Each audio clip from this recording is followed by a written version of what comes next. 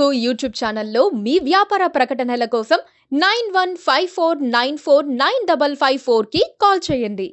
దేశ ప్రధాని ప్రజలందరికీ ప్రధాని, కానీ ఆయన ఎన్నికల ప్రచారంలో ముస్లింలకు వ్యతిరేకంగా మాట్లాడుతున్నారు. కాంగ్రెస్ పార్టీ కేంద్రంలో అధికారంలోకి వస్తే ప్రజల ఆస్తులు, భూమి, బంగారాన్ని ముస్లింలకు పంచేస్తుందని భయపెట్టే ప్రయత్నం చేస్తున్నారు. మీ కష్టార్జితాన్ని చొరబాటుదారులకు పంచేందుకు మీరు అంగీకరిస్తారా అని ఆయన ప్రశ్నిస్తున్నారు. మోదీ ప్రచార వ్యూహంతో పాటు ఇప్పటి వరకు జరుగుతోన్న వ్యవహారాలు చూస్తే బీజేపీకి ఊహించనంత గడ్డు పరిస్థితి ఉందని, అందుకే ఆయన మళ్లీ పాత అస్త్రం బయటకు తీశారన్న వాదన వినిపిస్తోంది. రాజస్థాన్ ఎన్నికల ప్రచారంలో ప్రధాని మోదీ ముస్లింలపై చేసిన వ్యాఖ్యలు దుమారం రేపుతున్నాయి.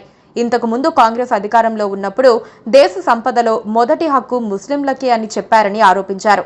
అంటే ఈ సంపద మొత్తాన్ని వారు ఎక్కువ మంది పిల్లలున్న వారికి, చొరబాటుదారులకు పంచేస్తారని ఆరోపించారు. తల్లులు, చెల్లెల దగ్గర ఉన్న బంగారం లెక్క తీస్తామని కాంగ్రెస్ మేనిఫెస్టో చెబుతున్నది. ఈ సంపదను పంచేస్తారు. ఈ అర్బన్ నక్సల్స్ ఆలోచన నా తల్లులు, చెల్లెల మంగళ సూత్రాలను కూడా వదలదని మోదీ అన్నారు. क्या आपकी मेहनत की कमाई का पैसा घुसपैठियों को दिया जाएगा? आपको मंजूर है? ये कांग्रेस का मैनिफेस्टो कह रहा है कि वो माताओं बहनों का सोने का हिसाब करेंगे, उसकी जड़ती करेंगे, जानकारी लेंगे और फिर उस संपत्ति को बांट देंगे और उनको बांटेंगे जिनको मनमोहन सिंह जी की सरकार ने कहा था कि संपत्ति पर पहला अधिकार मुसलमानों का है. भाइयों बहनों, ये अर्बन नक्सल की सोच, मेरी माताओं बहनों, ये आपका मंगल सूत्र भी बचने नहीं देंगे, यहां तक जाएंगे मैं कहने.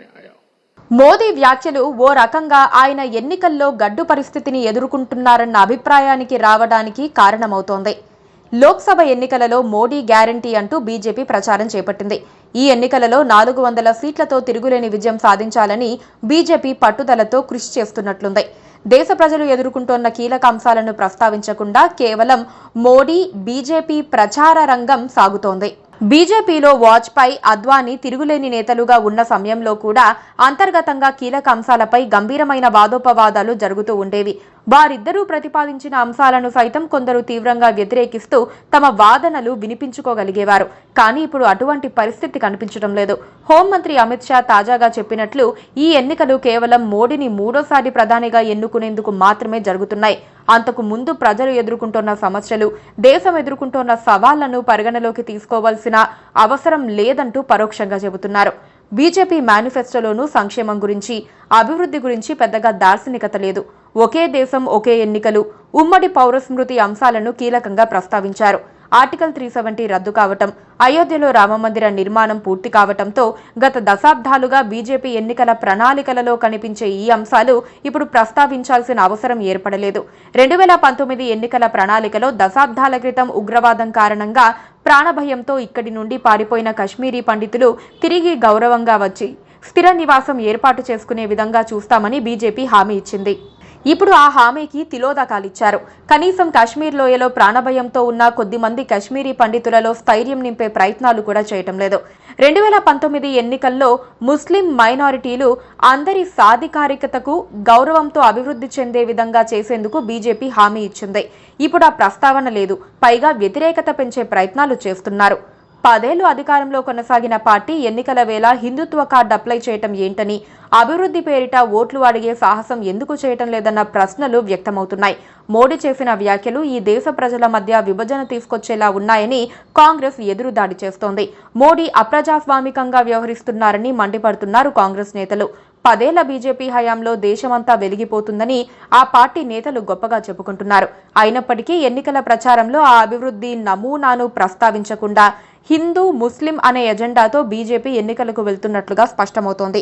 ముస్లింలపై వ్యతిరేకత పెంచడం ద్వారా మంచి ఫలితాలు సాధించవచ్చు అనుకుంటే కష్టమేనని ఇప్పటికే అనేక రాష్ట్రాల ఫలితాలు నిరూపించాయి. కర్ణాటకలో 80% హిందువులు, 20% మైనారిటీలు. ఆ హిందువుల్లో కూడా ఎక్కువ మంది మత సంప్రదాయాలను ప్రగాఢంగా విశ్వసించి పాటించేవారు. అయినా హిందువులకు తాను మాత్రమే టేకేదారునని చెప్పుకునే బీజేపీకి అధికారం మిగలలేదు. మహామహులు మోదీ, అమిత్ షా, నడ్డా, యోగితో పాటు సొంత రాష్ట్రమైన కర్ణాటకలో వ్యూహకర్త సంతోష్ సర్వశక్తులు ఒడ్డిన ఓటరు ఓడించారు. బురకా వివాదంతో కర్ణాటకను అతలాకుతలం చేసినా కుదరలేదు. మరి ఇప్పుడు మోదీ ఎందుకు ఇలాంటి ప్రచారం చేస్తున్నారు?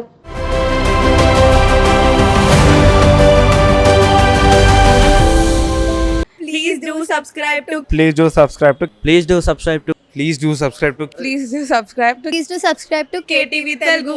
KTV Telugu. KTV Telugu. KTV Telugu. KTV Telugu. KTV Telugu. Please do subscribe to KTV Telugu.